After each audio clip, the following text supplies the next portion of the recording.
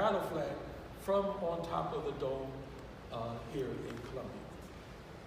Well, you would have thought that the poor bishop had said something heretical. A lot of those priests there, they were livid. They told it to him. They reminded him that he was a Yankee. He came from Allentown, PA. You don't know Southern history. You don't know Southern heritage. And he was forced, at least he chose, to back down from that issue. So it was, again, I'm saying, okay, what's going on here? But then things begin to change. But this is my topic is what I have seen and what I've heard, and also I want to add what I've experienced. And so things begin to change.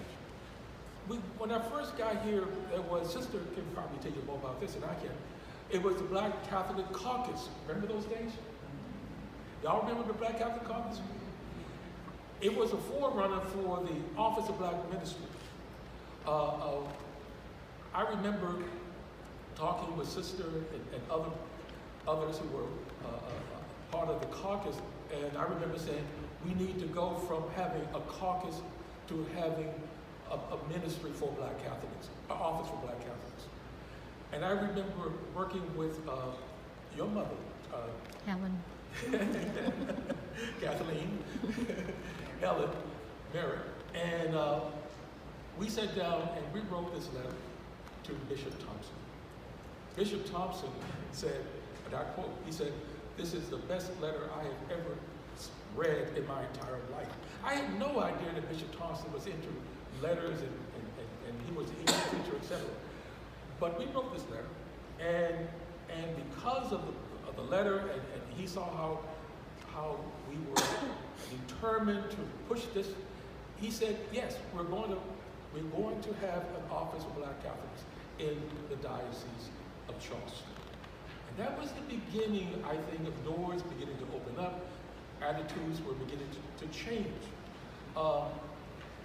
I was asked to be the director of the Office of Black Catholics. Then there was another movement that was going on throughout the United States of America, not just here in the South, but throughout the country, of merging these various groups. Sort of having a ministry for Vietnamese, ministries for Hispanics, ministries for Filipinos, etc., that they will put it all under one umbrella, Ministry of Ethnic Ministries, Office of Ethnic Ministries. And one of the things here that we insisted on when we were talking to the bishop, I believe that was under Baker, if I'm not mistaken. Mm-hmm. It was under Baker. That even though you're going to call it the Office of Ethnic Ministries, that there will still be an Office for Black Catholics. That you cannot just merge us all in there together. And so in this diocese, yes, there's Office of Ethnic Ministries, but then you also have the Office of Black Ministry, and that's why we're here now.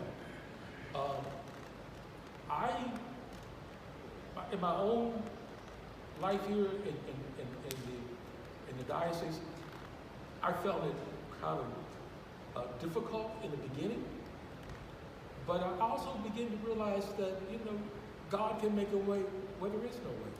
And I began to see things change in the Diocese of Charleston. I began to see attitude change. I don't remember back in the old days seeing a priest who came from the African continent like we have today. We, in this diocese, you all, so think I'm still here, won't you?